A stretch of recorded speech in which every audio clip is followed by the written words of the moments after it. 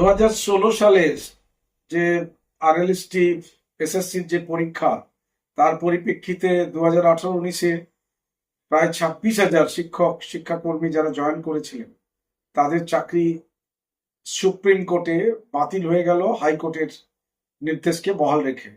দীর্ঘদিনে লড়াই চলেছে।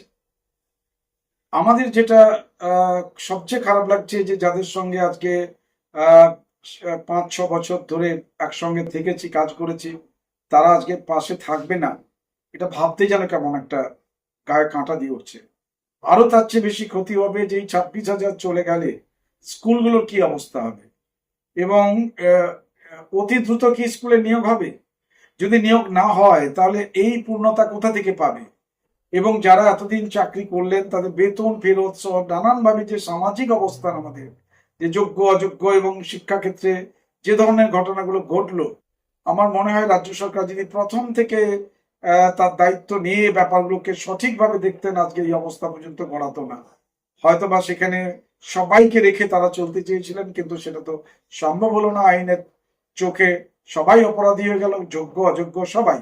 এই যোগ্যদের সবচেয়ে জন্য খারাপ লাগে যে তাদেরও টাকাটাকে ফেরত দিতে হবে। সুপ্রিম কোর্টের কাছে যদি কোনো রিভিউ পিটিশনের সুযোগ থাকে, রাজ্য সরকার বা কারো তরফ থেকে, যোগ্যদের তরফ থেকে, এসএসসির তরফ থেকে, সেটা তারা করুন। অন্তত স্কুলগুলোকে এই যে রুটিন এটা চলছে, ধারাবাহিকভাবে চলে আসছে, সাপ্তাহিক রুটিন, সেখান থেকে এক একটা স্কুলে 8 জন 10 জন 15 জন চলে গেলে ওই স্কুল অচল অবস্থা তৈরি হবে। এই অচল অবস্থা থেকে বেরিয়ে আসার জন্য মাননীয় শিক্ষামন্ত্রীকে অনুরোধ করবো, মুখ্যমন্ত্রীকে অনুরোধ করবো, আমাদের সঙ্গে বসুন, শিক্ষক সংগঠনগুলোকে নিয়ে বসুন, কি আশু করণীয় আছে তার সন্ধান তৈরি করুন, এবং সেখান থেকে আমরা সন্ধান খুঁজে যাতে সঠিক পথ দিয়ে আমরা বেরোতে পারি। অন্তত যোগ্যরা যদি থাকতে পারতো ভালো হতো, কিন্তু আইনের ঊর্ধ্বে আমরা কেউ না। আইনকে মান্যতা দিতে গেলে আমাদের সর্বোপরি যে ভাবনাটা রাখতে হবে যে অযোগ্যরা তারা শাস্তি পাক, বেতন ফেরত দেয়, যোগ্যদেরও একটা ভাবনাটা কোথাও ছিল, এই যোগ্যরা যাতে আবারও ফিরে আসতে পারে পরীক্ষার মাধ্যমে, সেই পরীক্ষা দ্রুত নিয়ে তাদের ব্যবস্থা করা। একটা কঠিন পথ, কিন্তু তবুও তারা যদি আবার চেষ্টা করে 5-6টা বছর জীবন থেকে যাতে না চলে যায়, চলে গেলেও তাদের যারা সারা জীবনটা না চলে যায়, তাদের কাছে সেই অনুরোধ থাকবে কোন রকম তারা যেন কোন রকম আজে বাজে কাজ না করে ফেলে। একেবারে জীবন অনেক স্ট্রাগলের সেটা ভাবে, এবং স্কুলগুলোর সামগ্রিক অবস্থার বিষয়টি আলাদা করে শিক্ষামন্ত্রীকে, মাননীয় মুখ্যমন্ত্রীকে ভাবতে হবে। না হলে পরে শিক্ষার যে অন্তর্জনী যাত্রা তাকে বন্ধ করা যাবে না, এবং খুব কঠিন পরিস্থিতির মধ্যে আমরা মুখোমুখি হব। আজ থেকে চলছে আমাদের প্রথম পর্যায়ক্রমিক মূল্যায়নের পরীক্ষা।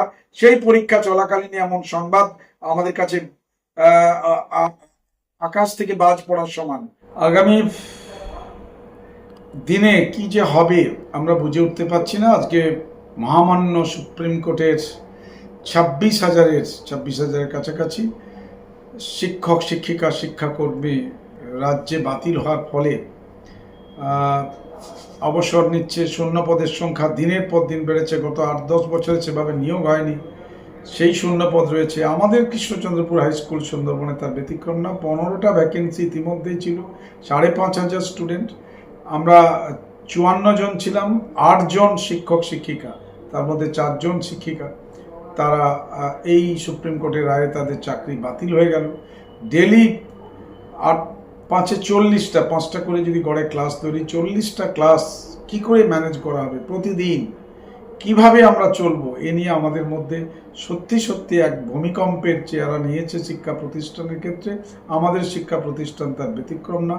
আমরা এর থেকে কি করে বেরোবো তা কোনো রকমের আশু সমাধান দেখতে পাচ্ছি না।